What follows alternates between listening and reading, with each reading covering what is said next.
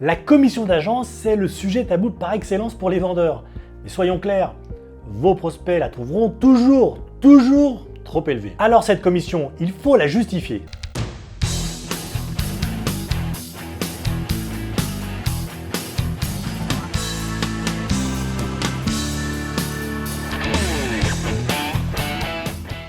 Bonjour, je suis Frédéric Kepler, fondateur de Faciologie.com. J'ai créé cette chaîne pour vous parler stratégie, marketing, immobilier et surtout vous aider à tirer le meilleur parti de vos actions de prospection. Les propriétaires ont une dent contre les conseillers immobiliers. Pas de panique, ils n'ont rien contre vous personnellement, ni contre l'enseigne que vous représentez. Non, ce qu'ils n'aiment pas, c'est l'idée de devoir verser une somme d'argent contre le service rendu. Ils n'aiment pas l'idée que vous leur preniez des sous pour avoir la chance de vendre leur superbe propriété. Et s'ils n'aiment pas ça, c'est parce qu'ils se font une fausse idée de la nature des services que vous rendez. Ce qu'ils voient, c'est un porteur de clés, quelqu'un qui se contente d'ouvrir des portes et de monter un salon, ou encore de montrer une chambre, après quoi faire signer quelques documents, et hop, les sous-sous tombent dans sa poche. Évidemment, on le sait tous, ça ne marche pas comme ça. Moi je le sais, vous le savez, mais vos vendeurs, eux, ils n'en savent rien. Laissez-moi vous dire qu'ils n'ont aucune idée, mais alors vraiment aucune idée, de ce que vous faites concrètement pour mériter votre commission. Ils ont tous une cousine éloignée ou un voisin retraité qui a vendu sa maison sans l'aide de personne en 2 temps 3 mouvements et sans aucun souci. Alors ils se disent que c'est facile, on met une annonce en ligne, on organise 2-3 petites visites, on signe et basta, et on n'a même pas eu besoin de toucher au portefeuille. Par conséquent, quand vous vous présentez devant un propriétaire vendeur, vous êtes déjà perçu comme un parasite mangeur d'euros, avant même que vous ayez eu le temps de dire quoi que ce soit. Donc le but du jeu pour vous en tant que conseiller immobilier, c'est de montrer à vos prospects 2 choses. Une, que non, votre boulot ne se limite pas à ouvrir des portes. Et 2, que la commission que vous appliquez est pleinement justifiée par la qualité des services que vous prodiguez. En gros, il faut montrer que vous méritez chaque centime de vos honoraires. Et dans cette vidéo aujourd'hui, c'est ce que je vais vous apprendre à faire. Avant toute chose, il faut prendre un tout petit peu de temps pour comprendre d'où vient le problème. Ces gens qui pâlissent dès qu'on met sur la table le sujet de la commission d'agence, qu'est-ce qu'ils essayent de vous dire exactement? Attention, alors je ne parle pas des gens qui vous raccrochent au nez, qui inondent votre page Facebook de messages désobligeants. Non, je parle de ces personnes qui expriment un vrai doute quant à la pertinence d'un intermédiaire immobilier pour vendre leurs biens. Ces personnes qui, sincèrement, ne comprennent pas ce que vous faites de mieux qu'eux, ou en tout cas que les particuliers. La première chose à faire, c'est donc d'entendre leurs arguments pour pouvoir y répondre et d'identifier le questionnement caché derrière les objections courantes comme « je ne veux pas d'agence » ou encore « vous êtes trop cher ». En somme, c'est quoi le problème avec votre commission? Eh bien, on peut en distinguer 3. Le premier, le prospect ne comprend pas ce qui, dans votre travail, justifie cette commission. Le prospect estime que la somme demandée est exorbitante. Et le prospect pense qu'il va perdre de l'argent sur le gain réalisé lors de sa vente. Maintenant, on va rentrer dans le détail. Problème numéro 1, on ne sait pas ce que vous faites. C'est quoi le métier de conseiller immobilier? Il y a un vrai manque d'informations autour des métiers de la transaction immobilière. Ce qui peut laisser à penser qu'on n'a pas vraiment besoin de compétences particulières pour devenir négociateur et que tout le monde peut prendre en charge des ventes. La solution, elle est plutôt simple en théorie. Il faudrait idéalement combler ce manque d'informations, rappeler que la profession de conseiller immobilier est certes accessible à tout le monde, mais qu'elle est réglementée en particulier avec la fameuse carte professionnelle. Il faudrait d'ailleurs aussi montrer de façon tangible ce que vous faites au quotidien, à quoi ressemble votre journée type et ce qui vous différencie de n'importe quel propriétaire capable de vendre son bien tout seul. On va souligner aussi combien le métier de conseiller est polyvalent. On touche au juridique, à l'administratif, à l'évolution du marché. On fait de la prospection, du marketing, du suivi de projet. On s'y connaît en photographie, en vidéo et en web. Et pour un agent immobilier ou un indépendant, on est aussi entrepreneur. Ce qui fait qu'on est quand même bien loin de l'image du type qui ouvre juste des portes ou qui porte une clé, on est d'accord. Enfin, il est important de rappeler que la commission, c'est la rémunération du professionnel de l'immobilier.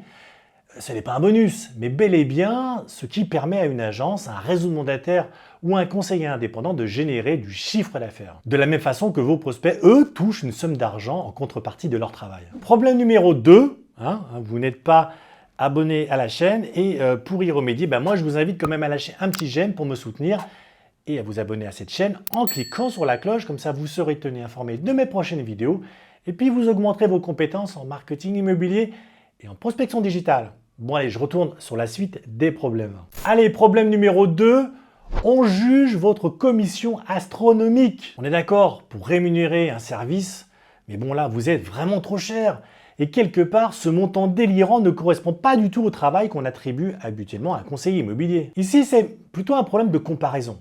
Si d'autres professionnels prennent moins cher que vous, c'est forcément que vous demandez beaucoup trop. Si la baguette de pain coûte 85 centimes chez Leclerc, ça veut dire que l'artisan boulanger qui lui l'a fait payer un 10 s'en met plein les poches aux dépens des consommateurs. Dans l'immobilier, c'est encore plus marqué parce que les gens ne voient pas vraiment ce qui distingue un professionnel d'un autre. Un agent est un agent, comme on dit, ce qu'il faut entendre comme « mais tous les conseillers offrent grosso modo le même service ». Ce qui suggère aussi au passage que la seule différence réelle entre deux conseillers IMO ou entre deux agents, c'est le taux de commission et non pas la valeur intrinsèque. La solution, c'est donc de dépasser ce niveau de service syndical tel qu'il est perçu par les prospects et d'offrir ce qu'on va appeler un service de qualité supérieure, c'est-à-dire une offre à forte valeur ajoutée, construite sur mesure pour répondre aux problématiques de chaque prospect, avec des services qui sont parfaitement adaptés aux besoins et qui donc ne ressemblent pas à ceux que proposent les concurrents. Enfin, problème numéro 3, on a peur de perdre de l'argent dans l'affaire. Cette somme, il faudra bien la retrancher du prix de vente,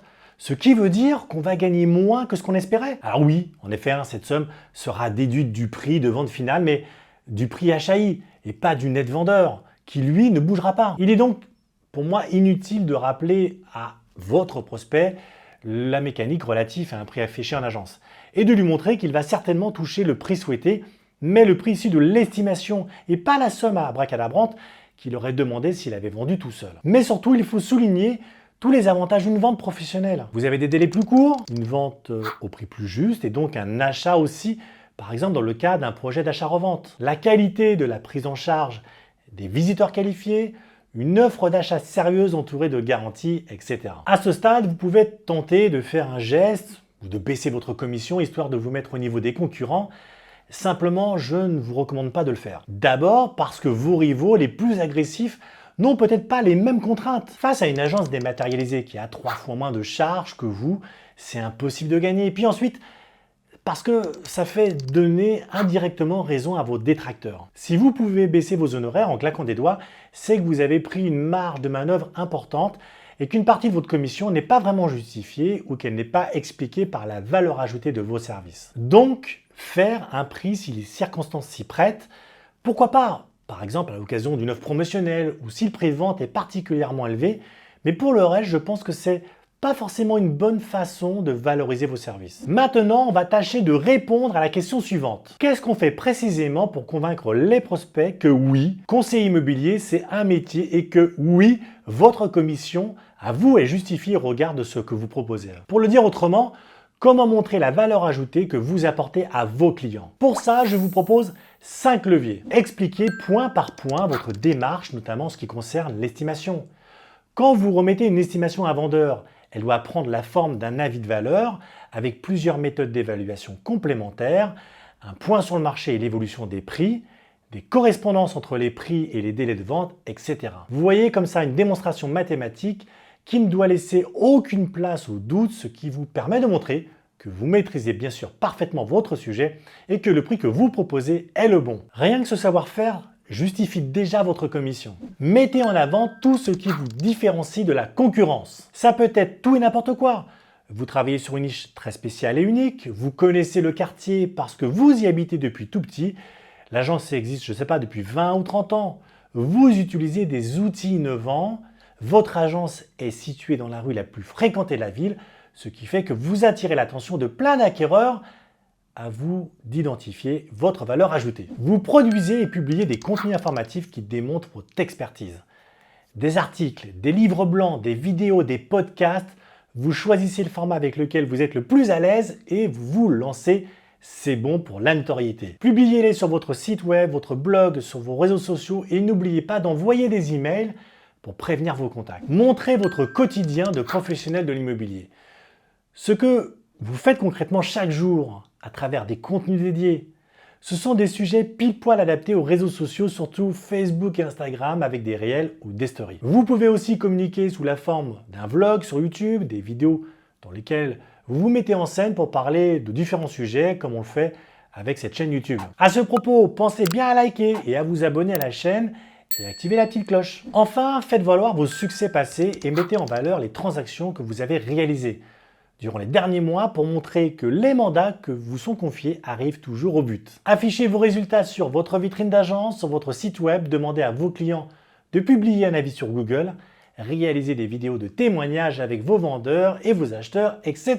Vous l'avez sans doute constaté, plusieurs de ces leviers consistent à produire du contenu et à le diffuser auprès de vos prospects. Alors bien sûr, vous vous demandez, est-ce vraiment pertinent de proposer des contenus gratuits dans lesquels vous livrez tous vos secrets? N'est-ce pas le risque de voir vos vendeurs se lancer tout seuls à l'aide de vos conseils?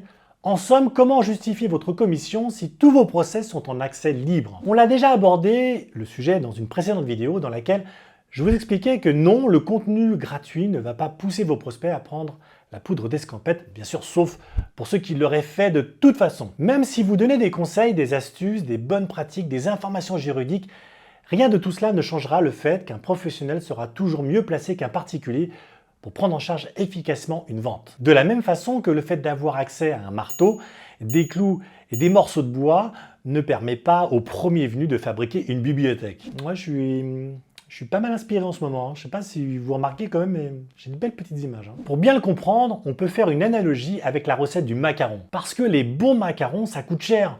Surtout quand vous avez 3 gamins à qui il en faut au minimum 5 ou 6 pour les rassasier. Donc, vous décidez un jour de les faire vous-même, vous cherchez une petite recette sur Internet, vous achetez les ingrédients, vous vous enfermez toute une après-midi dans la cuisine en mettant à fond votre chanson préférée.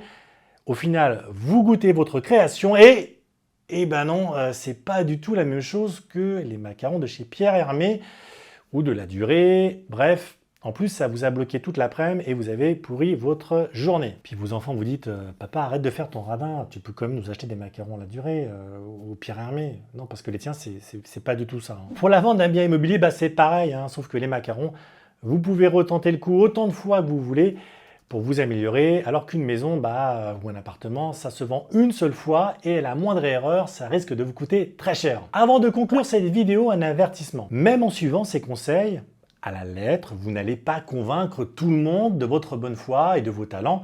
C'est tout bonnement impossible. Et puis de toute façon, est-ce que c'est vraiment souhaitable? Il y aura toujours des irréductibles qui auront besoin d'aller seuls sur le marché et de se casser la figure pour comprendre qu'ils ne se sont trompés. Le plus important, c'est d'être capable de reconnaître sa bêtise et d'en tirer les leçons. Comme on dit, l'erreur est humaine, mais persévérer, c'est diabolique. Et puis, quelque part, tant mieux, si vous ne travaillez pas avec les prospects les plus bornés, ça vous évite bien des galères et ça vous permet de vous concentrer sur les vendeurs qui en valent vraiment la peine. Merci de m'avoir suivi, n'oubliez pas de liker, de vous abonner à la chaîne. Allez, c'était Frédéric avec Facilogy, je vous dis à bientôt les amis.